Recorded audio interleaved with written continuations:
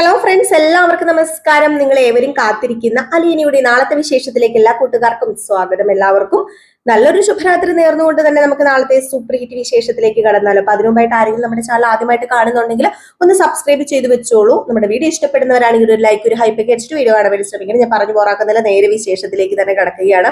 അങ്ങനെ നമ്മുടെ അലീന നെടുമ്പുരയ്ക്കൽ വീട്ടിൽ നിന്ന് പോകുന്നതിന്റെ തയ്യാറെടുപ്പുകളാണ് കേട്ടോ. ആർക്കും സഹിക്കാൻ പറ്റണില്ല. നമ്മുടെ ബബിതയാണെങ്കിൽ കലികൊണ്ട ആ ഒരു ദേഷ്യം കാണിച്ചിട്ട് ആ ഒരു സങ്കടം മറച്ചു വെക്കുകയാണ്. അതാണ് നമ്മൾ ഇന്ന് കണ്ടത്. ലാസ്റ്റ് ഭാഗത്തിൽ കണ്ടത് കൃഷ്ണമോൾ ആണെങ്കിൽ രാത്രി ആയപ്പോഴത്തേക്കും അലീനയുടെ അടുത്തേക്ക് വന്നിട്ട്, ഞാൻ ഇന്ന് അലീന ചേച്ചിയുടെ കൂടെ കിടക്കണേ, എനിക്ക് അലീന ചേച്ചിയുടെ കൂടെ കിടന്നാൽ മതി എന്ന് പറഞ്ഞ് റൂമിലേക്ക് വന്നു. അപ്പൊ ആദ്യം വന്നിങ്ങനെ ഓരോ കാര്യങ്ങളൊക്കെ പറയാണ്. അപ്പൊ അതിനിടയിൽ അച്ഛൻ ഇവിടെ ഇപ്പൊ പ്രശ്നമൊന്നും ഉണ്ടാക്കാതെ നിൽക്കുന്നത് ആരെ ഉദ്ദേശിച്ചിട്ടാണെന്ന് അറിയാമോ? അത് അലീന ചേച്ചിനെ മാത്രം ഉദ്ദേശിച്ചിട്ടാ. അലീന ചേച്ചി ഇവിടുന്ന് പോയി കഴിഞ്ഞാൽ എന്താ ഉണ്ടാകാൻ പോകുന്നതെന്ന് അലീന ചേച്ചിക്ക് അറിയാമോ എന്നൊക്കെ ചോദിച്ചു കഴിഞ്ഞപ്പോഴത്തേക്കും അന്നും പറഞ്ഞുകൊണ്ട്, എനിക്ക് പോകാതിരിക്കാൻ പറ്റില്ലല്ലോ മോളെ, കാരണം ഞാൻ ഇവിടെ നിന്നാൽ ശരിയാവത്തില്ല. ദേ, ഞാൻ നിന്റെ അച്ഛനെ പറഞ്ഞ് മനസ്സിലാക്കിക്കോളാം. ഇപ്പൊ നമ്മുടെ അച്ഛൻ പറയുന്നുണ്ട് കാര്യങ്ങളൊക്കെ മേഡത്തിനോട് പറയുന്നൊക്കെ. പക്ഷെ അച്ഛൻ പറയാൻ പോകുന്നില്ല, അതെനിക്ക് നന്നായിട്ട് അറിയാം. അച്ഛൻ അങ്ങനെയാ. അല്ലെങ്കിൽ നമുക്ക് അതിനെന്തെങ്കിലും ഒരു വഴി കിട്ടും, വഴി കാണും. നീ സമാധാനമായിട്ടിരിക്കാൻ പറയുമ്പോഴത്തേക്കും അച്ഛൻ പറയുന്നില്ല, പ്രശ്നം ഉണ്ടാക്കുന്നില്ല, അതൊക്കെ ഓക്കെ. ചിലപ്പോൾ അച്ഛൻ അമ്മയോട് കാര്യങ്ങളൊന്നും പറയില്ലായിരിക്കും, പ്രശ്നം ഉണ്ടാക്കില്ലായിരിക്കും ആ ഒരു സമയത്ത്. പക്ഷെ അലീന ചേച്ചിനെ ഞങ്ങൾക്ക് മിസ് ചെയ്യത്തില്ലേ? അലീന ചേച്ചി ഈ വീട്ടിൽ നിന്ന് പോവില്ലേ? അലീന ചേച്ചി ഞാൻ അവസാനമായിട്ട് പറയാം, അലീന ചേച്ചി വീട്ടിൽ നിന്ന് പോവണ്ട, അലീന ചേച്ചി ഞാൻ കാല് പിടിക്കുക അലീന ചേച്ചി എന്ന് പറഞ്ഞപ്പോഴത്തേക്കും, ഇനി ഇങ്ങനെ പറയല്ലോ കേട്ടോ, ഞാൻ മോളോട് പറഞ്ഞതല്ലേ എനിക്ക് പോവാതിരിക്കാൻ പറ്റത്തില്ല, ഞാൻ എന്നും ഇവിടെ തുടരാൻ വേണ്ടി ഒന്നും വന്നതല്ലല്ലോ, എനിക്ക് എൻ്റെ അമ്മയൊന്ന് കാണണം, അതുപോലെ എന്റെ സഹോദരങ്ങളെ ഒന്ന് കാണണം. അപ്പൊ അതിലുപരിയായിട്ട് ഇപ്പൊ എനിക്ക് ഒരു അച്ഛനെയും കൂടി ഇവിടുന്ന് കിട്ടിയില്ലേ, അപ്പൊ എനിക്ക് ഇവിടുന്ന് പോയേ പറ്റൂ, എനിക്ക് പോണം മോളെ, പോണം. ഇന്നല്ലെങ്കിൽ നാളെ നമ്മളെല്ലാവരും ഓരോ ദിക്കിലേക്ക് പിരിഞ്ഞു പോകാനുള്ളവരല്ലേ. എന്നും നമ്മള് സഹോദരങ്ങളാന്നും പറഞ്ഞ് ഒരുമിച്ചൊന്നും നിൽക്കില്ല. നീയും ബബിതയും രോഹിത്തും എല്ലാവരും ഒരു കുടുംബവും ഒക്കെ ആകുമ്പോഴത്തേക്കും പിരിഞ്ഞു പോകും. എല്ലാവരും എപ്പോഴും ഒന്നിച്ച് നിൽക്കണം എന്നില്ലല്ലോ എന്നൊക്കെ പറഞ്ഞപ്പോഴത്തേക്കും ഇതൊന്നും എനിക്ക് കേൾക്കണ്ട അലീന ചേച്ചി ഇല്ലാത്ത ഈ വീട് എനിക്ക് ചിന്തിക്കാൻ കൂടി പറ്റത്തില്ല. അലീന ചേച്ചി ഇല്ലാതെ വന്നു കഴിഞ്ഞിട്ടുണ്ടെങ്കിൽ അച്ഛന്റെ അവസ്ഥ എനിക്ക് ചിന്തിക്കാൻ കൂടി പറ്റത്തില്ല. അലീന ചേച്ചി ഇല്ലാതെ വന്ന രോഹിത്തേട്ടൻ പഴയതുപോലെ ആയി പോവോ, ബബിത ചേച്ചി പഴയതുപോലെ ആയി പോവോ എന്നൊക്കെ പേടിയാന്ന് പറഞ്ഞപ്പോഴത്തേക്കും അലീന പറഞ്ഞു, ഇല്ല, ഒരിക്കലും അവര് പഴയതുപോലെ ആവില്ല, കാരണം ഞാനാണ് അവരെ മാറ്റിയെടുത്തത്. ഒരിക്കലും പഴയതുപോലെ ആകാൻ യാതൊരു ചാൻസും ഇല്ല. അങ്ങനെ എന്തെങ്കിലും സംഭവിച്ചു കഴിഞ്ഞാൽ നീ എന്നോട് പറഞ്ഞാൽ മതി, ഞാൻ ഇവിടെ നിന്ന് ഒരു പോക്കങ്ങ് പോവല്ലോ, ഞാൻ നിങ്ങളെ വിളിക്കും, വീഡിയോ കോൾ ചെയ്യും, സംസാരിക്കും, ഇടയ്ക്ക് നിങ്ങളെ കാണാൻ വരും. പിന്നെ എന്താ, ഞാൻ വിട്ടുപിരിഞ്ഞു പോകുന്നതല്ലോ എന്ന് പറയുമ്പോൾ അലീന ചേച്ചി എന്തൊക്കെ പറഞ്ഞാലും എനിക്ക് പറ്റില്ല അലീന ചേച്ചി എന്ന് പറഞ്ഞ് അലീനയെ കെട്ടിപ്പിടിച്ചങ്ങ് കരയാൻ തുടങ്ങി കേട്ടോ. അലീനയ്ക്കും സങ്കടമൊക്കെ ഉണ്ട്. ബബിത കരയുമ്പോൾ ഇങ്ങനെ ഓരോന്ന് എണ്ണി പറയുമ്പം നമ്മുടെ അലീനയ്ക്കും സങ്കടം സഹിക്കാൻ പറ്റുന്നില്ല കേട്ടോ. അപ്പൊ അലീന പറഞ്ഞു, എനിക്ക് മോളെ നിന്നോട് എനിക്കൊരു പ്രത്യേക സ്നേഹമുണ്ട്, കാരണം നീ ബബിതയെ പോലെയോ രോഹിത്തിനെ പോലെയോ ഒന്നും അല്ല. വന്ന ഉടനെ തന്നെ കാര്യങ്ങളൊക്കെ മനസ്സിലാക്കി അറിഞ്ഞ് കണ്ട് കേട്ട് എല്ലാ കാര്യങ്ങളും കറക്റ്റായിട്ട് ചെയ്ത് പോകുന്ന ഒരു കുട്ടിയാ നീ, അതെനിക്ക് നന്നായിട്ട് അറിയാം. മാത്രമല്ല നിനക്കാണ് അച്ഛന്റെ മനസ്സ് ഏറ്റവും കൂടുതൽ അറിയാവുന്നത് നിനക്ക് തന്നെയാണ്. നിനക്ക് അച്ഛനെ നന്നായിട്ട് അറിയപ്പം ഒരിക്കലും ഞാൻ പ്രതീക്ഷിച്ചതുപോലെ ഒന്നും അല്ല നീ. നിനക്ക് പ്രായത്തിൽ കവിഞ്ഞൊരു വിവരവും ബോധവും ഒക്കെ ഉണ്ട് നിനക്ക്. അതുകൊണ്ട് തന്നെ നിന്നോട് അച്ഛൻ സത്യങ്ങളൊക്കെ ആദ്യമേ തുറന്നു പറഞ്ഞത്. ഒരിക്കലും ബബിതയോട് രോഹിത്തിനോടും അത് പറഞ്ഞില്ല എങ്കിൽ അതിന് കാര്യവും കാരണങ്ങളും ഉണ്ട്. നിന്നോട് പറഞ്ഞെങ്കിൽ അതിനും കാര്യവും കാരണങ്ങളും ഉണ്ട്. നീ ആ ഒരു സെൻസിൽ കാണുമെന്നും നിനക്ക് ആ ഒരു പക്വത ഉള്ളത് കൊണ്ടാണ് ഇങ്ങനെയൊക്കെ പറഞ്ഞത്. അപ്പൊ എനിക്കറിയാം. അതുകൊണ്ട് ഞാൻ പോയാലും നീ അച്ഛനെ നന്നായി നോക്കണം, അച്ഛന്റെ മനസ്സ് വിഷമിപ്പിക്കാതെ അച്ഛന്റെ കൂടെ എപ്പോഴും നീ ഉണ്ടായിരിക്കണം, നീ ആയിരിക്കണം അച്ഛന്റെ ബലം. പിന്നെ ബബിതയെയും രോഹിത്തിനെയും ഒക്കെ ഞാൻ മാറ്റിയെടുത്തത് ഒരിക്കലും അവർ മാറിപ്പോകാനല്ല, ഇനി അവരോട്ട് മാറിപ്പോകത്തുമില്ല. അവരെന്നും നല്ല മക്കൾ തന്നെ ആയിട്ടായിരിക്കും മോളെ വളരാൻ പോകുന്നത്. പിന്നെ ഉള്ള കാലം മുഴുവൻ എനിക്ക് ഇവിടെ നിൽക്കാൻ പറ്റില്ലല്ലോ, അത് നീ ആദ്യം മനസ്സിലാക്കണം. ആ ഒരു ഇതിലേക്ക് നീ കയറി വരണം. അല്ലാതെ എപ്പോഴും പോവില്ലേ എന്നൊക്കെ പറഞ്ഞ് വേണ്ട, വെറുതെ മോളെ അങ്ങനെ പറയണ്ട. ഞാൻ വരുന്നതിന് മുമ്പ് എങ്ങനെയായിരുന്നു ഈ കുടുംബം? നീയും അമ്മയും ബബിതയും രോഹിത്തും അച്ഛനും ഒക്കെ ആയിട്ട് സുഖമായിട്ട് ജീവിച്ചില്ലേ?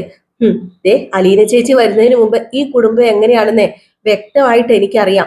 അച്ഛനും അമ്മയും കണ്ടു കഴിഞ്ഞ് കൂട്ടിമുട്ടിയാൽ സ്ഫോടനം നടക്കും. അതുപോലെയുള്ളൊരവസ്ഥ ഈ വീട്ടിലുണ്ടായിരുന്നത്. പിന്നെ എങ്ങനെയൊക്കെയോ ഞങ്ങൾ 3 മക്കൾ വളർന്നു വലുതായി എന്ന് വേണമെങ്കിൽ പറയാം. അമ്മ സ്നേഹിച്ചിട്ടില്ല എന്നൊന്നും പറയുന്നില്ല ഞാൻ. അതുപോലെ അമ്മ ഞങ്ങളെ നോക്കിയിട്ടില്ല, വളർത്തിയിട്ടില്ല എന്നൊന്നും പറയുന്നില്ല. പക്ഷെ സ്നേഹത്തോടൊരു വാക്ക്, സ്നേഹത്തോടൊരു നോട്ടം, അതൊന്നും എന്റെ ഓർമ്മയിലില്ല അലീന ചേച്ചി. പക്ഷെ അലീന ചേച്ചി ഉണ്ടല്ലോ, ഞങ്ങൾക്ക് ഞങ്ങളുടെ അമ്മയുടെ സ്ഥാനത്ത് തന്നെയാ.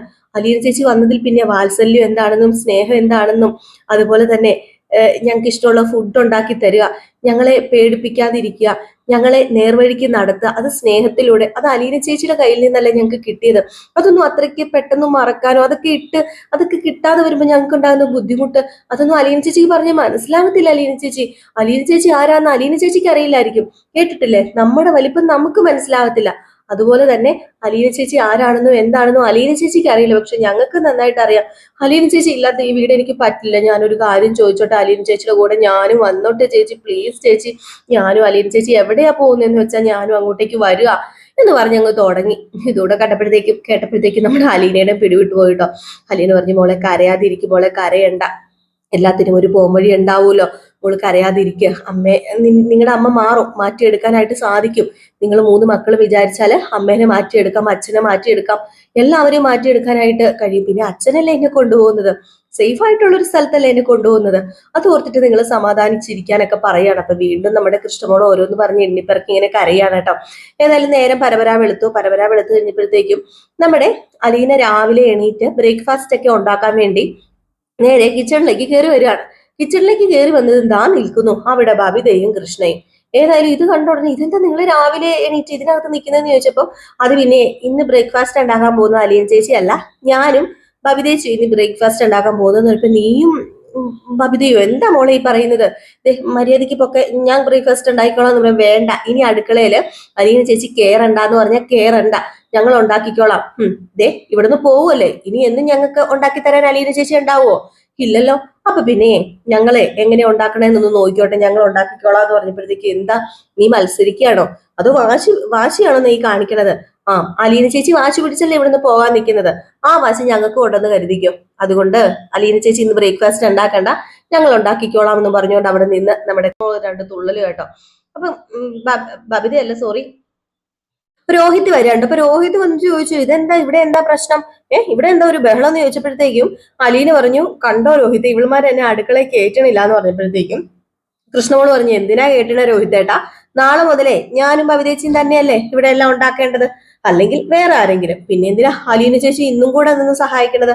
അതിന്റെ കാര്യമില്ലല്ലോ. അതുകൊണ്ട് വേണ്ട, ഇവിടുന്ന് പോകാനാ പറഞ്ഞത്. ഇന്ന് ഞങ്ങൾ ഉണ്ടാക്കുന്ന ബ്രേക്ക്ഫാസ്റ്റ് ഇവിടെ ഉള്ളവര് കഴിച്ചാൽ മതി, ആ കൂടെ അലീന ചേച്ചി ഞങ്ങൾ ഉണ്ടാക്കുന്ന ബ്രേക്ക്ഫാസ്റ്റ് കഴിച്ചാൽ മതി എന്ന് പറഞ്ഞു കേട്ടോ.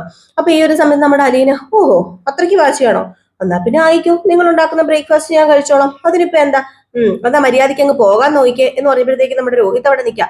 രോഹിത് അവിടെ നിന്നപ്പോഴത്തേക്കും നമ്മൾ കൃഷ്ണമോള് പറഞ്ഞു, അതെ രോഹിത്തേട്ടൻ ചുമ്മാ നിൽക്കേണ്ട കാര്യമില്ല, ഇവിടെ വന്നേ തേങ്ങയൊക്കെ ചിരണ്ടി തരാം, സഹായിക്കുകയൊക്കെ ചെയ്യാട്ടോ, നാളെ മുതലേ നമ്മൾ തന്നെ എല്ലാം ഉണ്ടാക്കാൻ പോകുന്നതെന്ന് പറഞ്ഞപ്പോഴത്തേക്കും ബബിത വന്നിട്ട് പറഞ്ഞു, അത് പിന്നെ നാളെ മുതൽ അമ്മ വരത്തില്ലേ, അമ്മ വന്നു കഴിഞ്ഞ് ഇവിടെ എന്താ സംഭവിക്കാൻ പോകുന്നതെന്നേ എല്ലാവർക്കും അറിയാലോ. അമ്മ വന്നു കഴിഞ്ഞ് ഇവിടെ അടുക്കളയിൽ കയറും, നമുക്ക് ഭക്ഷണം ഉണ്ടാക്കി തരും എന്നൊക്കെയാണോ വിചാരം? അങ്ങനെയാണെങ്കിലേ അതൊക്കെ മനസ്സിലുണ്ടെങ്കിൽ മാറ്റി വെച്ചേരെ. അമ്മ ഇവിടെ വന്ന് ഭക്ഷണമൊന്നും ഉണ്ടാക്കാൻ പോകുന്നില്ല. അമ്മ ചിലപ്പോൾ ഏതെങ്കിലും ഹോം നേഴ്സിനെയോ സെർവന്റിനെയോ വല്ലതും കൊണ്ടുവരുമായിരിക്കും. എന്നിട്ട് നമുക്ക് എന്തെങ്കിലും വാരി വലിച്ചുണ്ടാക്കി തരും. അതിനുവേണ്ടിയാണല്ലോ ഇവിടെ ഒരാൾ നമ്മളെ ഇട്ടിട്ട് പോകുന്നത്. നമുക്ക് ഇഷ്ടമുള്ള ഭക്ഷണമോ നമുക്ക് ഇഷ്ടമുള്ള സാധനങ്ങളോ ഒന്നും ഇനി കിട്ടാൻ പോകുന്നില്ല. നമ്മുടെ ലഞ്ച് ബോക്സിൽ എന്താന്ന് നമുക്ക് പോലും അറിയത്തില്ലായിരിക്കും കേട്ടോ ബബിതേച്ചി എന്ന് പറഞ്ഞു. ഏതായാലും ഈ സമയത്ത് നമ്മുടെ അലീന മാറി നിന്ന് ചിരിക്കുകയാണോ അലീനയ്ക്ക് സങ്കടമാണോ എന്ന് പറയാൻ പറ്റത്തില്ലാത്ത ഒരു അവസ്ഥയിൽ ഇങ്ങനെ നിൽക്കുകയാണ് കേട്ടോ.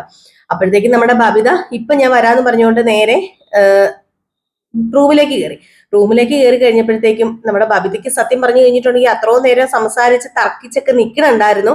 പക്ഷെ സങ്കടം സഹിക്കാൻ പറ്റുന്നില്ല കേട്ടോ. സഹിക്കാൻ പറ്റുന്നില്ല. എന്നിട്ട് എന്ത് ചെയ്യുന്നു, നമ്മുടെ ബബിത കയറിപ്പോയി ഭയങ്കര കരച്ചിൽ. അങ്ങനെ ബബിത അങ്ങനെ ആ റൂമിനകത്തിരുന്ന് ഭയങ്കരമായിട്ട് കരയുന്നുണ്ട് കേട്ടോ. ആരും കാണാതെ സങ്കടം പുറത്ത്. അതായത് പ്രത്യേകിച്ച് ബാലചന്ദ്രൻ പറഞ്ഞിട്ടുണ്ടല്ലോ, സങ്കടമുണ്ടെങ്കിൽ മനസ്സിൽ വെക്കണം. അലീന പോകാൻ നേരത്ത് കരയുകയോ വിഷമിപ്പിക്കുകയോ ഒന്നും ചെയ്തേക്കരുത്, നിങ്ങളും കരയരുത്, അങ്ങനെ അല്ലായിരിക്കണം അവളെ യാത്ര അയക്കേണ്ടതെന്നൊക്കെ. ഏതായാലും അതുകൊണ്ട് തന്നെ എന്താ പറയാ, അത്രയ്ക്കും സങ്കടമൊക്കെ ഒതുക്കി വെച്ചിട്ട് പ്രത്യേകിച്ച് നമ്മുടെ ബബിത റൂമിനകത്ത് പോയി പൊട്ടിക്കരയാണ് കേട്ടോ. അലീന ഇല്ലാത്ത ആ വീടെന്ന് പറഞ്ഞു കഴിഞ്ഞിട്ടുണ്ടെങ്കിൽ ആർക്കും ചിന്തിക്കാനോ ഊഹിക്കാനോ പറ്റില്ലാത്തൊരു അവസ്ഥയാണ്. അങ്ങനെയാണ്. അപ്പൊ അതുകൊണ്ട് തന്നെ പൊട്ടി കരയുന്നുണ്ട് ആരും കാണാതെ. അങ്ങനെ അലീനയും ആരും കാണാതെ പൊട്ടി പൊട്ടി കരയുകയാണ്. അങ്ങനെ ബ്രിജിത്താമ്മയുടെ ഫോട്ടോയുടെ മുമ്പിൽ ചെന്നിട്ട് ഇതിനു വേണ്ടിയാണോ ബ്രിജിത്താമ്മ എനിക്ക് ഈ വീട് കാണിച്ചു തന്നത്, ഇതിനു വേണ്ടിയാണോ എൻ്റെ അമ്മയെ ചൂണ്ടിക്കാണിച്ചതും എൻ്റെ അമ്മയും സഹോദരങ്ങളെയും കാണാനായിട്ട് എന്നെ ഇങ്ങോട്ട് പറഞ്ഞയച്ചതും, ഇപ്പൊ ഞാൻ എന്തുമാത്രം വേദന അനുഭവിച്ചാ ഇവിടുന്ന് പോകുന്നതെന്ന് അറിയാമോ ബ്രിജിത്താമ്മ? ബ്രിജിത്താമ്മ പറഞ്ഞ വാക്കില്ലേ, ഞാൻ കാരണം വേറൊരാൾക്ക് മുറിവുണ്ടാകാൻ പാടില്ല, ഞാൻ കാരണം എന്റെ വേണ്ടപ്പെട്ടവര് വേദനിക്കാൻ പാടില്ലെന്ന്, അതുകൊണ്ട് മാത്രം ഞാൻ ഇവിടുന്ന് പോകുന്നത്. അല്ലാതെ എന്റെ സഹോദരങ്ങളെ ഇട്ടിട്ട് പോകാനോ എന്റെ അച്ഛനെ ഉപേക്ഷിച്ചിട്ട് പോകാനോ ഒന്നും മനസ്സുണ്ടായിട്ടല്ല. ബ്രിജിത്താമ്മ എന്റെ കൂടെ വേണം, എനിക്കൊരു അതിനുള്ള കരയാതെ പിടിച്ചു നിൽക്കാനുള്ള ഒരു മനസ്സ് തരണം എന്നൊക്കെ. ഏതായാലും ഇത്രയൊക്കെ ബ്രിജിത്താമ്മയുടെ റൂമിൽ ചെന്നൊക്കെ പ്രാർത്ഥിച്ചു. ഏതായാലും ഇതൊക്കെ കഴിഞ്ഞിട്ട് ഒരു പോലീസുകാരൻ വരുന്നത് കാണിക്കുന്നുണ്ടല്ലോ നമ്മുടെ ഇതിനകത്ത്. എന്തോ ഒരു ഇതിന് വരുന്ന കേട്ടോ, എന്തോ ഒരു പോസ്റ്റ് ഓഫീസ് വഴി ഇവരെന്തോ ഒരു ഇതിന് ഈ പാസ്പോർട്ട് വെരിഫിക്കേഷൻ എന്നൊക്കെ നടത്തല്ലേ. അപ്പൊ അതുപോലെ എന്തോ ഒരു വെരിഫിക്കേഷൻ നടത്താൻ വേണ്ടിയിട്ട് എന്തോ ഒരു ഇതിനു വേണ്ടി പോലീസുകാരൻ അങ്ങോട്ടേക്ക് വരുന്നതാണ്. അതും നമ്മുടെ അലീനെ അറിയുന്ന ഒരു പോലീസുകാരൻ അങ്ങാണ്ടാണ്.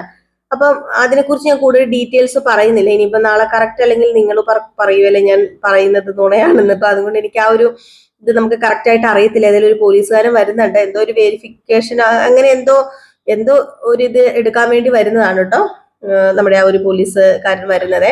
അപ്പൊ അതൊക്കെ അവിടെ നിൽക്കട്ടെ. അത് കഴിഞ്ഞിട്ട് നമ്മുടെ ബാലചന്ദ്രൻ വരുന്നുണ്ട്.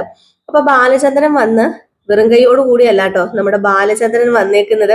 ഒരു പെട്ടിക്കകത്ത് കുറച്ച് സ്വർണ്ണാഭരണങ്ങളും അതുപോലെ അലീനയ്ക്ക് ധരിക്കാനുള്ള ഡ്രസ്സ്, ധരിച്ചുകൊണ്ട് ഇട്ടോണ്ട് പോകാനുള്ള ഡ്രസ്സൊക്കെയാണ്. എന്നിട്ട് അതും തൂക്കി പിടിച്ചുകൊണ്ട് ഇങ്ങനെ ബാലചന്ദ്രൻ കയറി വന്നു. കോളിംഗ് ബെൽ അടിച്ചു. അലീന വാതിൽ തുറന്നു.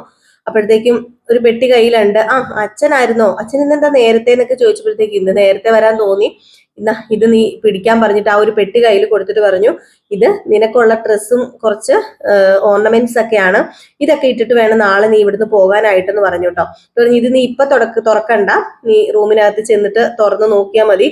ഇതെല്ലാം അണിഞ്ഞ് നീ വെറും ഒരു സെർവന്റ് ആയിട്ടല്ല ഈ വീട്ടിൽ നിന്ന് പോകേണ്ടത്, എന്റെ മകളായിട്ട് തന്നെ വേണം നീ ഈ വീട്ടിൽ നിന്ന് പോകാന്ന് പറയുമ്പം, എന്താ അച്ഛാ ഇത്, ഞാനൊരു സെർവന്റ് ആയിട്ടല്ലേ അവിടെ പോകുന്നത്, അവിടെ ഞാനൊരു സെർവന്റ് ആയിട്ട് പോകുമ്പോൾ ഈ സ്വർണ്ണാഭരണങ്ങളൊക്കെ ധരിച്ചു പോകുന്നതിന്റെ എന്താ ആവശ്യകതയുള്ളത്?